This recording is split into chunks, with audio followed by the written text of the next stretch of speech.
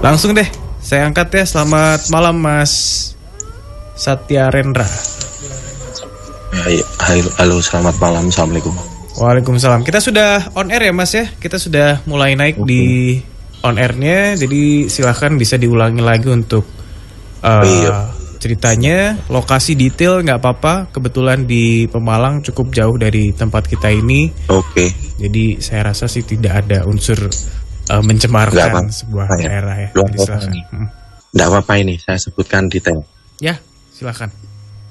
Tahunnya, kejadiannya, berapa rombongan waktu itu KKN, dari universitas mana juga silahkan Mas. Siap.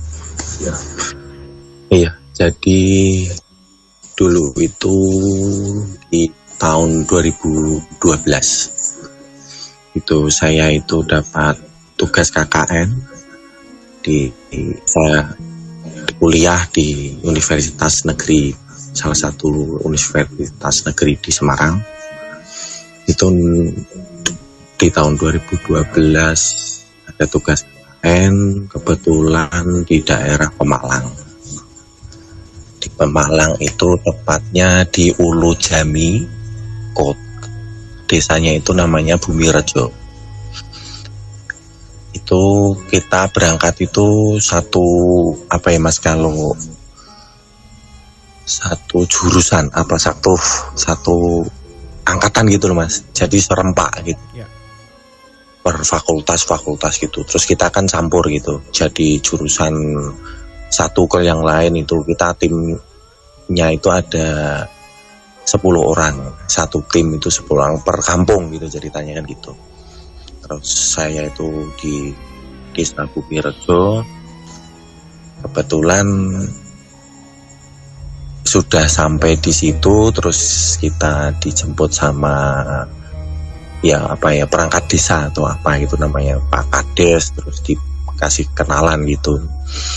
Terus singkat cerita kita ke rumahnya Pak Kades ya, kalau lurah gitu cerita.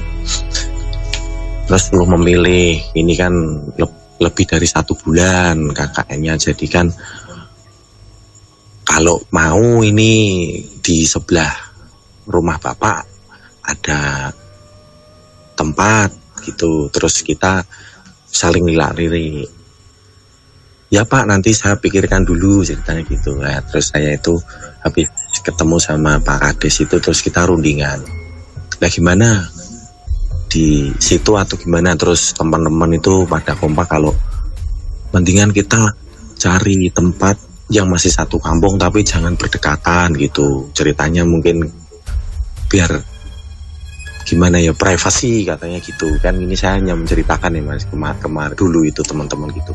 Terus akhirnya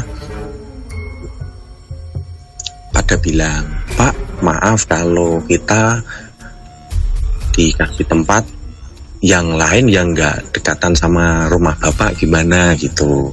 Oh gitu, ya sudah. Terus saya satu tim itu dipilihkan di suatu tempat yang masih satu kampung di situ. Nah, rumah itu terlihat sudah tidak berpenghuni lama, maksudnya rumah kosong gitu loh Mas. Terus Pak Kadesnya bilang, ya mau ndak mau kalau memang anak-anak kepengen ini rumah bisa ditempati gitu. Terus kita siap, semua pada mau gitu. Tapi memang resikonya membersihkan Mas gitu. Jadi dari rumah kosong itu benar-benar menurut saya itu mungkin ada 5 tahun lebih tidak berpenghuni. Akhirnya kita datang di situ jam 1 siang, jam 1 sampai ke situ jam 1 siang. Terus kita langsung bergegas membersihkan gitu ya. Yang cewek membersihkan di dalam, yang 5 cowok di luar gitu. Oh maaf, 4 cowok, 6 cewek. Nah, 6 cewek di dalam, 4 cowok di luar. Terus sore itu sudah bisa dihuni Mas. Maksudnya sudah sementara itu sudah disapu, sudah apa gitu. Listriknya bisa disalurkan sama apa tangga gitu. 1 hari belum ada kejadian mas. Terus hari ketiga itu berhubung teman saya itu kan ada yang dari teknik listrik atau apa gitu, bisa benerin sanyo. Kan rumah itu 3 ruangan mas, 3 ruangan. Terus di belakang itu kan dapur campur sama kamar mandi yang ada sumur timba gitu. Yang cewek itu di ruangan kedua 1, 2, dan yang cowok di ruangan tengah mas. Jadi kan kalau rumah kampung itu kan nggak ada ruang tamunya itu kan plong gitu loh, nggak dipisah. Jadi singkat cerita 3 hari ketiga itu sanyo sudah bisa dinyalakan. Siang mas, itu jam 10 ya pagi lah. Itu teman saya cewek itu jerit mas, minta tolong. Terus kan kita kaget nih, ada apa gitu. Terus dia bilang, aku tadi waktu mau ambil air itu di dalam sumur ada kayak orang kecebur gitu. Rambutnya itu panjang, jadi kayak maaf ya mas, kalau orang itu terapung cuma kepalanya itu, terus rambutnya terurai nutupi air yang ada di lubang sumur gitu. Terus mana nggak ada. Tapi dari itu terus kita mulai goyah. Nah, padahal 1 hari 2 hari itu nggak ada apa-apa. Ya biasa yang cowok gitaran gitu kalau malam. Ketiganya itu cewek mau mandi gitu teriak-teriak. Terus akhirnya ya teman-teman terus pada bahas itu. Kok bisa gitu, yang cewek itu pada apa itu, nek ngarannya apa ya, nanggap lah, ditanggap gitu. Terus yang cowok itu pada dengerin gitu, yang cewek itu. Terus beneran tadi aku waktu ambil air itu di dalam itu ada kepala orang gitu. Terus saya sama teman, duh lah kok kayak gini ya jadinya. Wes enggak apa-apa, yang penting kita positif aja gitu. Terus teman-teman saya pun juga gitu. Oke. Habis itu mas, dan ini tak cepatkan gitu mas ya. Jadi berpolanya gini mas, suatu ketika itu kan ini rumah ini itu kan sejarak sama tetangganya itu kurang lebih 20 meteran mas. Jadi depannya itu ada pohon mangga 2 melengkung gitu, terus di belakang itu ada pohon randu. Entah kenapa itu malam ya sudah 1 bulan lebih lah mas, itu pada pengen tidur aja gitu, pada ngantuk, itu semua pada ngantuk. Biasanya kan jam 11 gitu masih pada melek, itu jam 10 itu sudah pada ngantuk. Dan itu semua mas, entah kenapa kayak kena sirep atau apa itu ngantuk. Jadi bahkan saya sendiri tuh sing biasanya itu melek gitu ya, ada apalah pokoknya ada acara apa buat ngopi apa rokok itu malam itu ngantuk mas. Terus cewek itu jam 9 udah pada di kamar, udah sepi gitu, yang cowok 4 gitaran gak jelas itu. Terus lama-lama ya turu yo gitu, lah jam 10 serapu wah ngantuk gitu. Tapi saya itu gini mas, kayak aneh, kayak nggak biasanya gitu. Ya udah singkat cerita terus kita semua tidur. Tidurnya itu lucu mas, pokoknya kayak anak kecil itu mas, langsung mapan tidur gitu dong mas, kayak diarahkan gitu loh mas. Tapi saya di dalam sadar saya itu kayak masih ngerasa aneh, ini nggak kayak biasanya. Tapi coba ini nanti nggak ada pak. Nah saya itu tuh mas tidurnya itu di ruangan ketiga. Jadi ruangan 1 itu cewek kedua cewek, terus yang ruangan tengah itu teman-teman. Nah saya mas, saya itu kebagian di ruangan yang ketiga yang di paling belakang. Itu ada amben dari kayu kuno, terus beralaskan tikar pandan gitu. Terus buat barang-barang yang ada itu di situ, ceritanya gudang lah mas. Jadi kayak barang-barang tas-tas apa dari teman per 10 orang itu masuk di ruangan ketiga itu. Nah saya itu dari awal itu tidurnya di situ mas, sendirian. Entah kenapa, ya ini yang ada yang saya ceritakan, kenyataannya memang sendirian. Terus kita semua tidur, saya cuci tangan, terus tidur. Tapi mas, itu pada saat semua tidur itu hujan deras sampai pokoknya lama lah. Posisi saya itu sudah tertidur, itu saya itu kan di tangan kiri itu ada jam, Mas. Saya itu pada saat tidur 1:30 itu saya terbangun, Mas.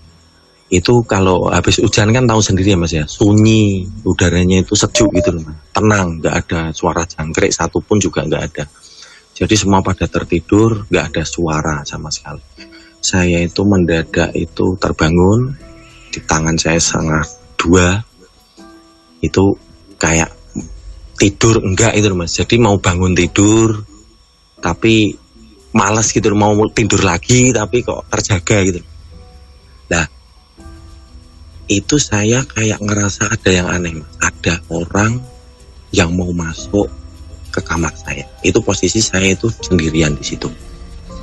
Saya ngerasa bener, Mas. Ini ada sosok yang bukan dari teman saya lah pokoknya, bukan teman saya. Ini mau masuk.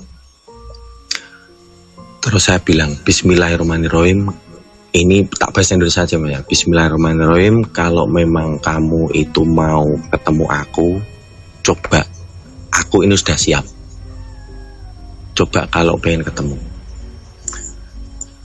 Pada saat itu, Mas, itu dia sosok itu masuk langsung dari luar itu, Mas, langsung masuk ke pintu itu masuk ke kamar saya gitu.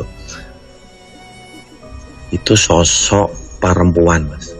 Sosok perempuan pakainya itu kemben, Mas, basah ya, handuk basah gitu. Jadi kayak apa ya, kalau mau mandi itu, rambutnya itu basah panjang. Terus dia itu matanya menghadap ke atas. Dan maaf Mas ya, ini saya menceritakan sebenarnya.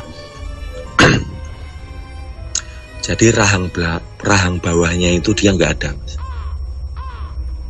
Jadi dia itu matanya melihat ke atas, rahang bawahnya itu hilang. Jadi cuma rahang atasnya aja menganga gitu. Jadi saya posisi tidur itu melihat dia hadap-hadapan gitu. Terus dia itu bilang gini, aku jaluk tulung karo kowe, nek turu kanca-kancamu aja luweh saka 2 jangkah tangan. Dia pesan gitu. Terus entah kenapa terus saya langsung set tidur. Nah paginya terus saya menceritakan, aku tadi ketemu gini. Katanya pesannya, jari ini kamu nek tidur jangan sampai lebih dari 2 jangkah tangan. Aku yuk belum tahu maknanya, Mas. Terus akhirnya singkat cerita gini, Mas. Malamnya besok itu kan di kampung lain itu ada dangdutan. Terus yang cowok-cowok itu kan pada ikut. Nah, pada ikut. Terus malamnya itu jam 1 itu pada pulang kan saking ngantuknya, Mas. Nah itu pada hal itu kan kemarin tuh saya udah bilang ya, nek turu ado lah intinya gitu. Lah lucunya, Mas, teman saya yang dari Purbalingga itu, dia malah saking ngantuknya tidur di sofa, Mas.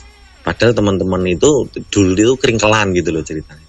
Lah anehnya kok, lucunya sampai sekarang misterinya gini, makhluk itu berpesan ojo luweh teko 2 jangkah tangan, tapi kok saya itu malah dari awal tidur sendiri.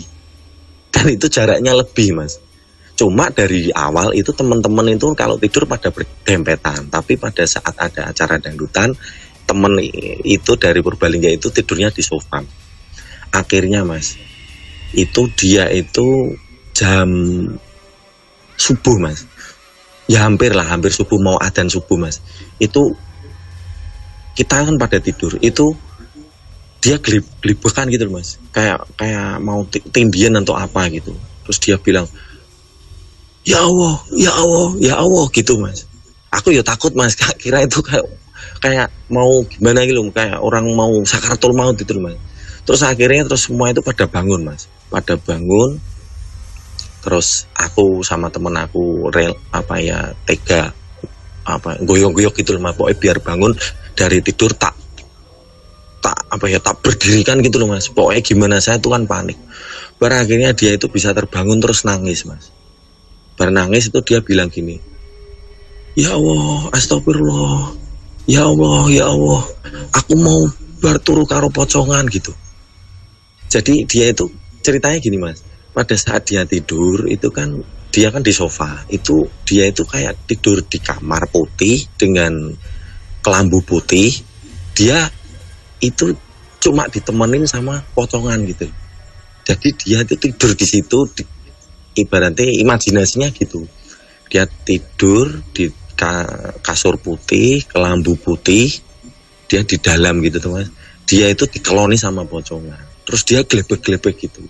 Cuma anehnya gini mas, dia itu ngerasa itu baru sebentar mas. Dia itu habis tidur, kayak tidur jam 11 itu mas, tidur terus dia langsung lelap gitu toh. Habis lelap itu langsung ada kejadian itu mas. Jadi dia itu singkat gitu loh. Cuma dia ngerasa sesingkat itu kok sudah subuh. Nah kan aneh itu mas. Jadi habis dia terlelap tidur terus dikeloni pocongan, terus dia kan meronta-ronta gitu tuh kaget. Tapi dibangunkannya saya kok subuh. Jadi di peristiwa itu cepat, tapi kenyataannya itu malah subuh. Jadi antara jam 11 sampai jam 4 itu kan lama mas. Cuma dia ngerasa cepat. Aku padahal habis tidur terlelap, langsung itu sepersekian detik itu langsung ruangan itu jadi kamar putih ada kelambunya, terus dia itu dikelonin sama pocongan.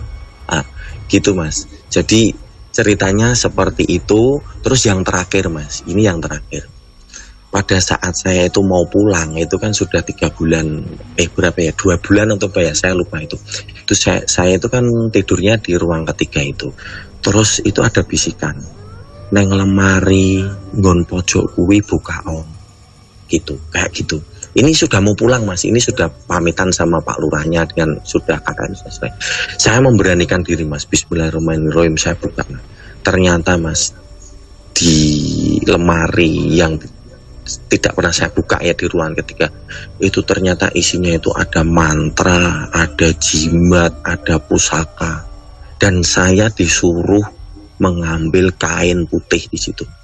Beneran ini demi Allah, demi apapun saya ambil, dan sampai sekarang kain mori itu ada di rumah saya. Jadi intinya itu dia itu kepingin apa ya, mau mengasih sesuatu gitu. Terus mas, akhirnya itu di tetangga situ ada yang bilang, mas kok kowe do betah, padahal di situ dulu itu rumahnya seorang dukun, ibaratnya yang suka ditulungi untuk nyantet gitu mas. Wah saya merinding semua mas, langsung ya wis dah, alhamdulillah sudah selamat, yang penting anak 10 ndak ada apa-apa, terus tugas kuliah sudah terselesaikan. Jadi pulang sampai di rumah terus kita bisa terlepas dari hal-hal seperti itu. Jadi seperti itu mas.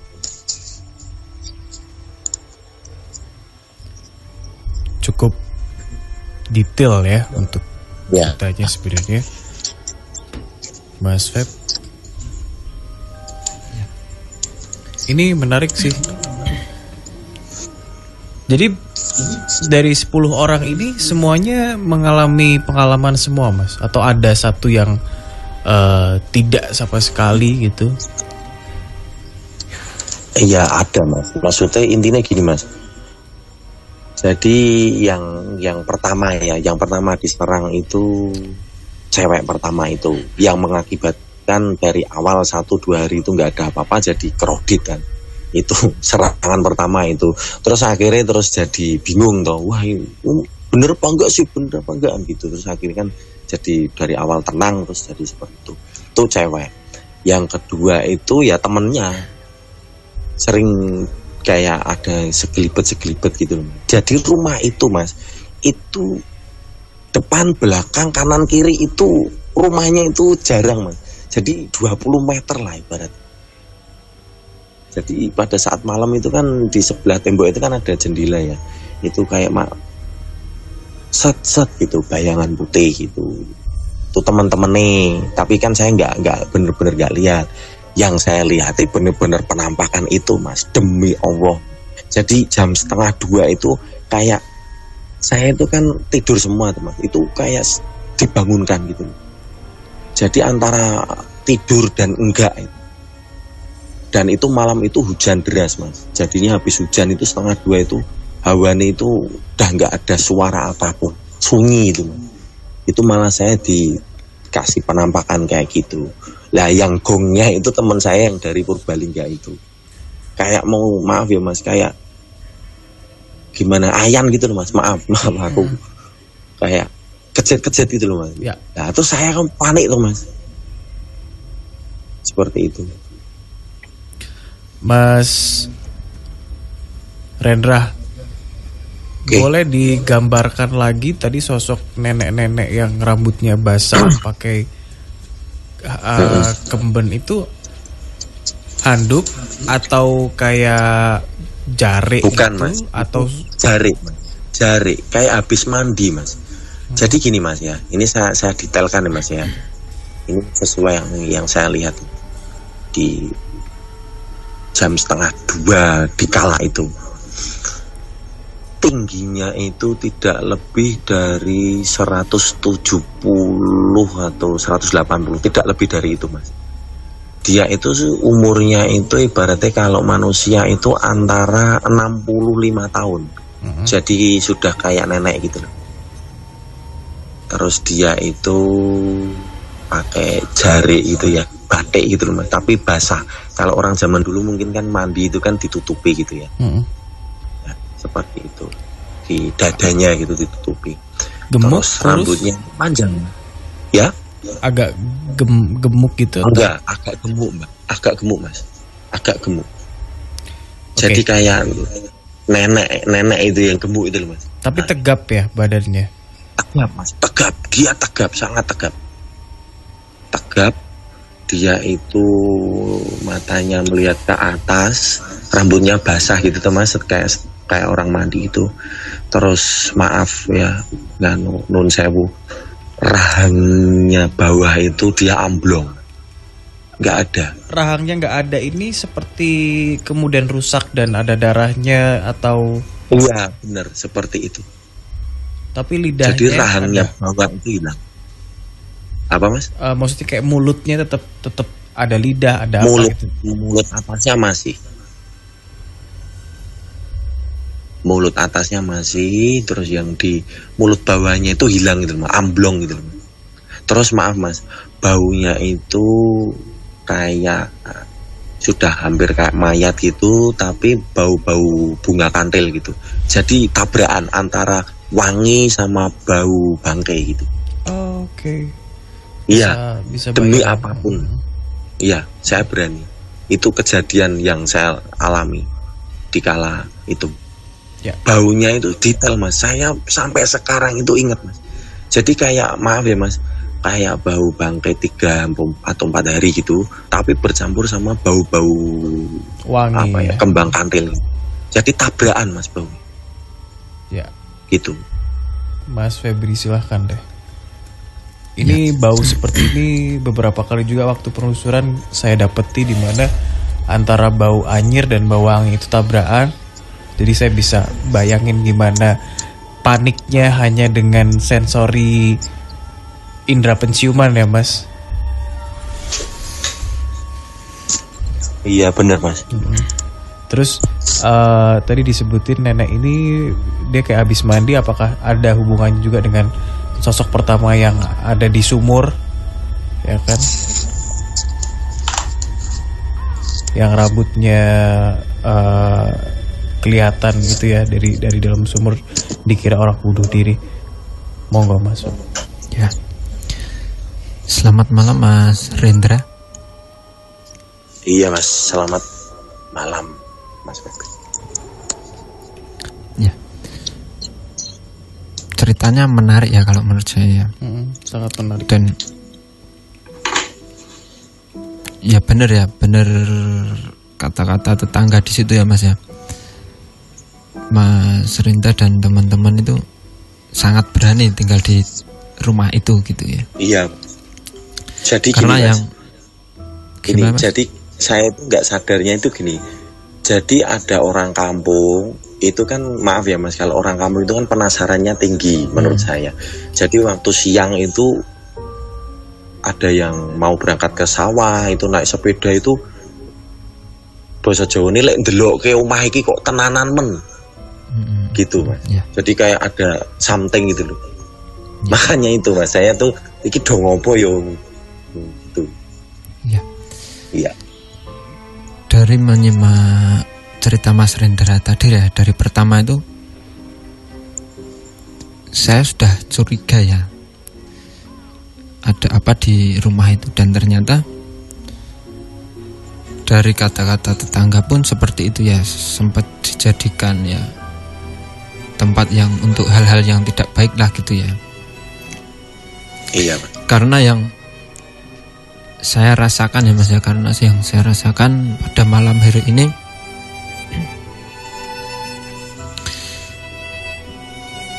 apa ya, badan saya sangat berat gitu. Apa mungkin di sini ya Mas ya? Bayi itu ya. Bayi yang mana Mas? Yang sempat ngomong sama saya Mas. Apa mungkin gitu? Kalau diceritain apa kesini gitu? Enggak ya Mas? Kalau sosok yang sempat menghampiri Mas Rendra pada waktu itu ya, sosok itu malam hari ini ada di tempatnya Mas Rendra. Duh. Tapi kalau yang saya tangkap sosok yang itu ya Mas ya, sosok yang itu kayak ya memang wajahnya memang kalau orang awam melihat pun, kalau saya sendiri lihat pun saya juga takut ya dengan wajah yang Nah, seperti Mas, itu gitu ya. Mas, terbelalak. Tetapi apa ya? Tetapi beliau itu kayak mengayomi, terus selalu mengingatkan seperti itu gitu. Bener Mas. Bener, jenengan bener. Jadi gini Mas, dengan wujud yang seperti itu yang ditampakkan Mas, tapi selama saya di Pemalang itu, saya ngerasa dekat. Iya, memang sosok beliau itu sebenarnya dari sifatnya ya Mas, sifat beliau itu kayak mengayomi gitu. Ya. Dan ini kain morinya masih ada loh Mas di rumah saya. Ya kalau Mas Rendra berkenan ya simpan saja, nggak apa-apa itu. Iya Mas. Ya sebagai simpan. kenang-kenangan gitulah ya. Bener-bener kain mori Mas, 2 meter lebih itu. Dan ini saya curiga sama yang Masnya, sosok yang sempat menghampiri Mas Rendra ini, saya curiga sama dengan yang waktu pertama kali temannya Mas Rendra itu melihat. Jadi sosok yang ada di sumur gitu ya. Ya. Gitu. Saya curiga dengan ya ini makhluk yang sama gitu Mas, yang di sumur dengan yang menghampiri Mas Rendra ini gitu. Karena yang curiganya gimana? Gini, karena yang saya lihat sosok yang ada di sumur itu, ini kalau dari atas ya kan, apa tuh namanya, kan waktu di sumur itu kan saya juga belum bisa melihat raut wajahnya ya Mas ya. Ya Mas, ini kalau dari ubun, Mas. Jadi kata teman dari atas itu ciri-cirinya sama dan energinya pun sama gitu Mas. Gitu ya. Makanya teman saya tuh langsung kayak orang gimana Mas ya. Padahal dia itu kan terkenal kalem Mas. Dia cewek, jurusannya matematika, ya pokoknya gitulah. Pasti orangnya kalem. Iso jerit-jerit kayak gitu Mas. Iya. Ya ini kalau yang saya rasakan ya, dari energinya beliau sama yang di sumur itu ya Mas ya, itu kalau energi yang saya rasakan ini adalah makhluk yang sama gitu. Karena energinya ya nggak ada bedanya energinya gitu Mas. ya walaupun muka beliau seperti itu ya, tetapi sosok beliau mengayomi gitu. Iya, saya rasakan gitu mas, bener mas. Dan Jadi saya nggak merasa takut gitu mas. Maksudnya diayomi, walaupun memang sosoknya mas saya itu ngerasa yo ngeri mas. Baunya itu ya, sampai betul. sekarang itu saya itu masih ingat. Jadi kayak bau maaf nih mbak, bau bangkai, tuapi tabrakan sama bau kantil. Ya, Gitu. betul. Dan kenapa saya bilang Mas Rendra sama teman-teman sangat berani ya menempati rumah itu gitu ya.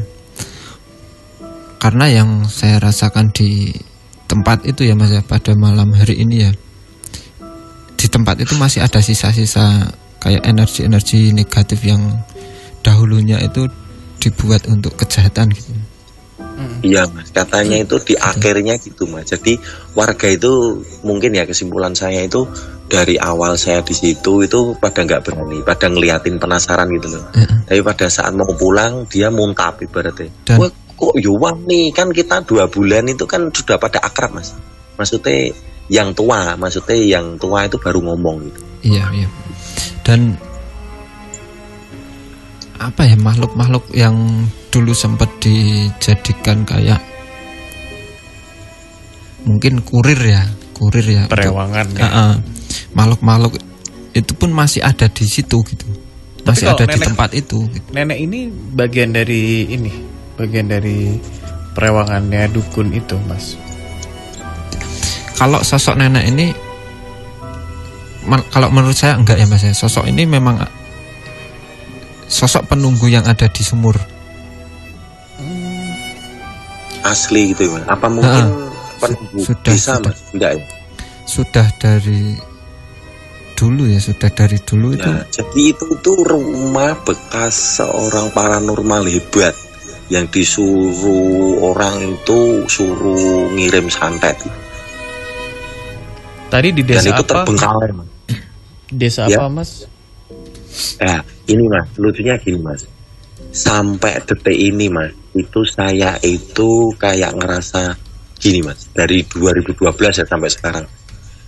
Kayak kepengen ke situ lagi mas. Tapi nggak sempat. Kayak gimana gitu loh.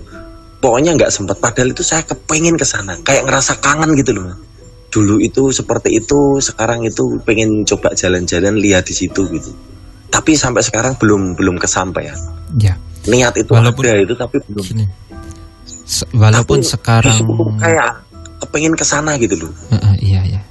Walaupun sekarang Mas Rendra katakanlah bisa sampai tempat itu ya Mas ya. Pasti akan energinya pun pasti ya sedikit banyaknya pasti akan berubah gitu. Tetapi energi-energi yang katakanlah yang enggak enak, yang ngebuat enggak enak badan gitu ya, itu tetap masih ada gitu. Iya mas. Walaupun Itu jadi katakanlah berkesan. Sampai sekarang itu teman-teman orang 10 itu masih ada di grup. Jadi saking adanya momen itu kita itu nggak jadi malah akrab gitu loh sampai sekarang. Dan untungnya teman yang terakhir ini untungnya langsung segera dibangunkan gitu Mas. Iya mas. Karena Itu kalau nggak dia dikoloni pocongan gitu. Karena kalau nggak segera dibangunkan ya mungkin hanya tinggal nama gitu. Bisa gitu ya mas. Ya dia itu maaf ya mas, saya itu dari tadi itu mau ngomong ya mas, tapi kayak nggak pernah. Ya bener mas. Kayak mau sakaratul maut. Iya. Karena sosok Saya panik. yang ada di pelukan temannya Mas Rendra salah satu sosok yang dulu buat Perewangan. buat Wah. perewangan itu, buat nyuruh Merinding. yang disuruh-suruh untuk Beneran mas. Ini saya mengerjain merinding. orang-orang itu gitu. Dan itu memang Iya. pocong, Mas. Jadi saya itu malah Ya salah keingetan satunya teman ada saya. si sosok pocong ini gitu. Ya itu cowok mas, orang Purbalingga. Ini malah saya merinding karena apa? Mengingat dia itu kayak sakaratul maut gitu. Saya itu langsung juga gini itu teman-teman saya, cium ngopo gitu. Langsung saya, terus dia oh gitu. Wah, saya tuh panik mas, langsung saya dari tidur mas, saya itu kaosnya itu tarik gitu, terus duduk gitu, terus dia langsung tak oyak-oyak gitu toh, dia bisa bangun nangis mas, ya Allah gitu. Terus dikasih minum saya sama teman saya cewek, terus akhirnya ceritanya kan, aku pada saat tidur itu langsung ruangan ini berubah putih. Cuma ada kamar, ada kelambu, saya di dalam situ, saya dibekep sama pocong. Cuma lucunya gini mas, kan dia sama saya tidur itu kan kekeselan ya mas yo, itu kan jam 11 lah, jam 12 harus jam sekitar jam itu katanya gitu. Cuma saya tuh bangunnya itu mau subuh. Anehnya di situ mas, singkat diceritanya dia tapi kok subuh gitu loh. Ya. Ya, jadi kayak lama. Memang kalau di dunia kita memang kelihatan lama ya mas. Tetapi di dunia mereka pun, ya katakanlah di dunia mereka 1 detik ya. Di sini kelihatan lama. Gitu. Memang gitu, seperti itu gitu mas. Okay. Mas, pertanyaan nih. Tadi kaitannya dengan jangan tidur dengan jarak betul, dua ini apakah apa nih artinya ini itu saya itu dari peristiwa itu terus pada ngobrol sama teman-teman yang ada di situ ya, di rumah situ. Rong jangka tangan itu intinya itu kayak senam itu mas, kita kayak membentangkan tangan jadi tidak lebih dari 2 meter. Lah kan dari awal itu memang teman-teman itu kan tidurnya pada keringkelan mas.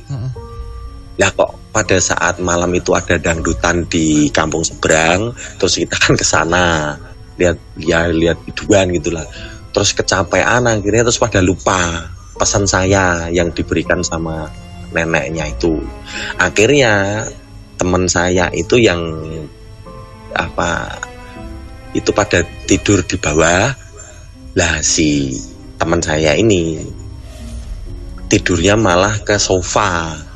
Misah berarti ya? Ya misah mas. Dan itu pun dia pun juga lupa gitu. Ya namanya mungkin kan capek atau apa gitu. Nah terus kayak sakaratul maut gitu mas, saya panik. Jadi Pak waktu itu Mas Rendra walaupun kecapean tapi tidurnya gabung sama temen kan, keringkelan kan sama teman-teman. Itu mas, mungkin yang saya mau tanya itu mas.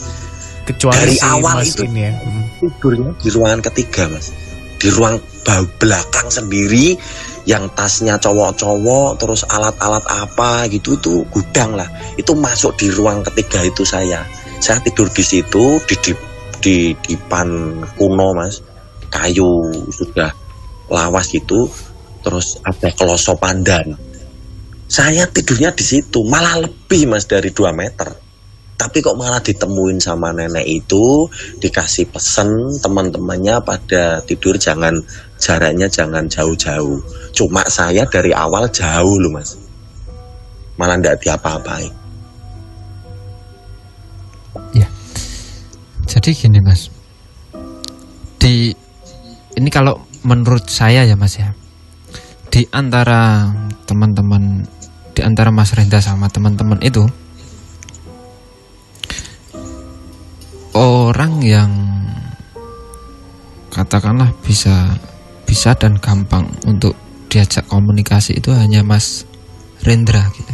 Ya mungkin gitu mas. Dan sosok yang dari awal ingin berkomunikasi itu adalah sosok nenek ini.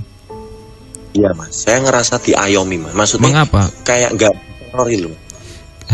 Kenapa kok dari awal Mas Rendra nggak ada kejadian yang aneh-aneh gitu ya?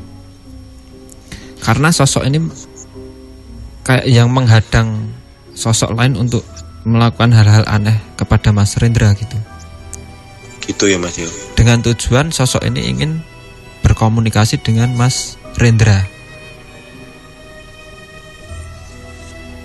Ya gitu. mas, tapi nggak habis pikir itu loh mas. Itu kan apa ya mas? Spontan mas. Jadi kan saya itu kan orangnya itu kan, ya maaf ya mas, dari awal itu dibentuknya tim itu yang kelihatannya memang kayak lebih siap kalau ada hal-hal itu memang memungkinkannya itu saya. Jadi saya memilih wes aku tak di belakang aja. Barang-barang kamu masukin di sini aja. Jadi ruangan depan itu biar kelihatan bersih kan gitu. Jadi saya itu setiap hari tidurnya itu di ruangan di belakang Mas yang ketiga. Dan itu dekat dapur yang plus sama sumur itu. Anehnya di situ. Malah saya nggak diteror, malah ditemuin sama nenek itu. Dan saya itu selalu ngerasa pengen kembali Mas. Pengen menengok. Cuma kenyataannya sampai sekarang belum kesampaian.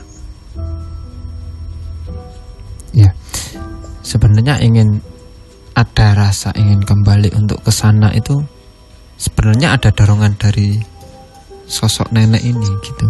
Mungkin Mas. Jadi bukan murni dari hatinya Mas Rendra gitu. Ada dorongan dari nenek ini. Kalau yang saya tangkap seperti itu Mas. Jadi gini,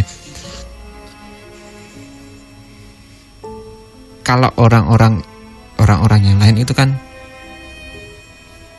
sesekali ada zaroh gitu ya. Ya. Ya Iya, iya.